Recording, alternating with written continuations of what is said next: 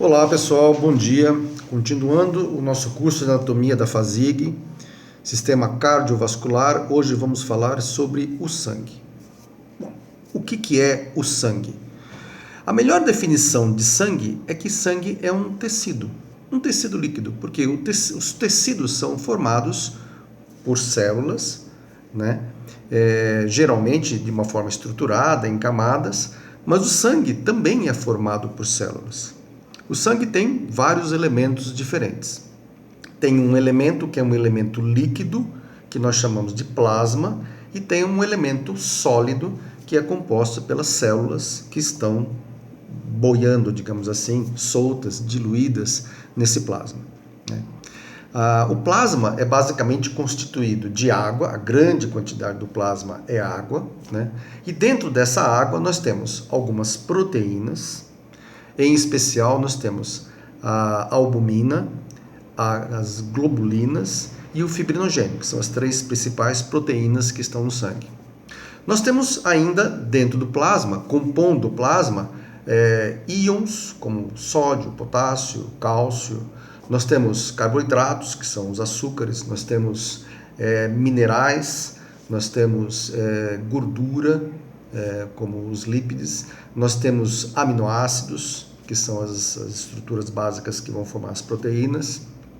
Tudo isso dissolvido no plasma. Mas só isso? Não, temos outras coisas. Temos os chamados excretas, quer dizer, as coisas que têm que ser eliminadas, porque a função do sistema circulatório é levar coisas de um lugar para outro. Como a gente falou da outra aula, levar, por exemplo, sangue venoso para o coração, sangue arterial do coração para o corpo e assim por diante.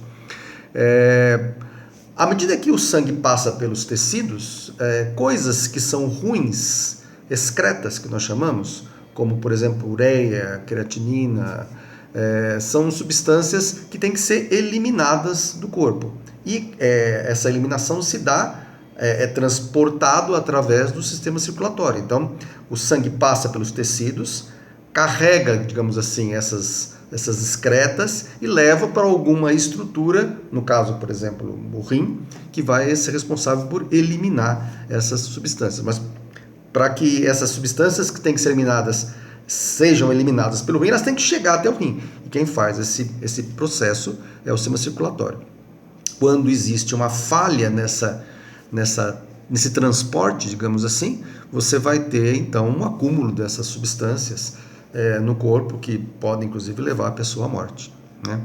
A gente fala que o sistema circulatório é responsável pela nutrição dos tecidos, mas o sangue não tem só oxigênio, ele tem açúcar, ele tem aminoácidos, ele tem gordura, quer dizer, ele tem uma série de substâncias que são importantes para que os tecidos funcionem. Então ele transporta oxigênio, mas transporta essas outras substâncias também.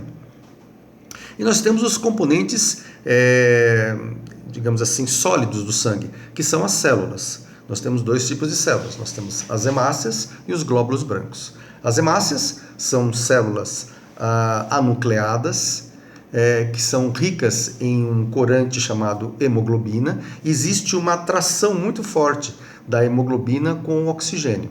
Quando existe uma quantidade maior de oxigênio, no caso, quando o sangue passa pelos alvéolos, o oxigênio atravessa a barreira alveolar, vai até os vasos e se liga à hemoglobina, se liga a esse pigmento que tem nas hemácias.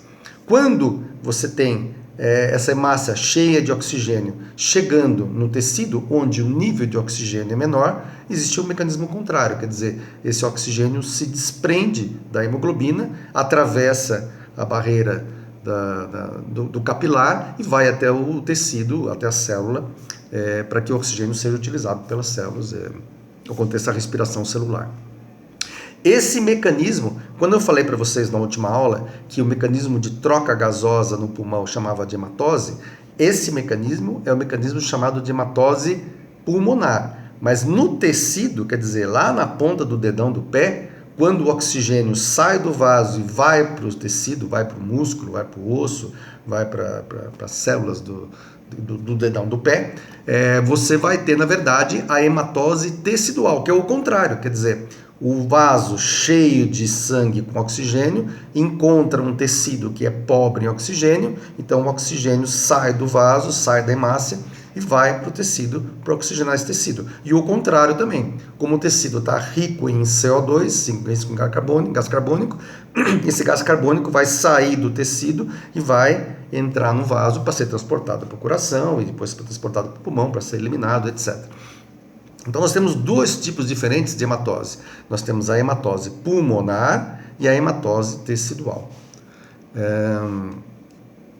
Então as funções que essas estruturas todas que tem no sangue são: o plasma é basicamente uma função de transporte, porque é no plasma que estão dissolvidos todas essas células, todos esses nutrientes e excretas, né? Os glóbulos vermelhos são responsáveis pelo transporte de oxigênio e algum transporte de CO2, que nós vamos explicar depois. Os glóbulos brancos são responsáveis pela defesa. E nós temos ainda no sangue uma coisa que eu não mencionei, que são as plaquetas. As plaquetas são pequenos fragmentos de células que trabalham e têm a função de compor a que nós chamamos da cascata da coagulação. Quer dizer, para que haja um processo de coagulação, é necessário que haja plaquetas, entre outras coisas, né? O plasma ele constitui mais ou menos 55% do sangue, 45% do sangue são hemácias, 1% do sangue são plaquetas, né? E as principais proteínas que a gente encontra no sangue são albumina, globulina e fibrinogênio. A albumina é uma proteína que tem uma função osmótica muito importante, quer dizer, o sangue ele se mantém dentro dos vasos porque a albumina, uma das coisas, né, que produz a função osmótica do sangue é a albumina. O que ela faz? Ela faz uma força osmótica que impede que o sangue saia dos vasos. Quando você tem, por exemplo, uma queda muito grande de albumina, um paciente, por exemplo, que tem cirrose hepática, a albumina desse paciente tende a cair. Caindo a albumina, o plasma tende a sair dos vasos para o que nós chamamos de interstício. E esse paciente acaba desenvolvendo, por exemplo, a ascite. As globulinas, por exemplo, já têm uma função de defesa. Os anticorpos são feitos de globulinas.